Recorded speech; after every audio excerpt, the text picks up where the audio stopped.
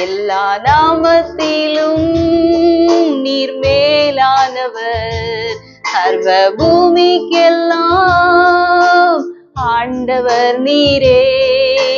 பாரிசுத்தர் நீர், பாரிசுத்தர் நீர் ஒருவரே, பாரிசுத்தர். பாத்திரர் நீர், பாத்திரர் எல்லா கனத்திற்கும் நீர் பாத்திரர்.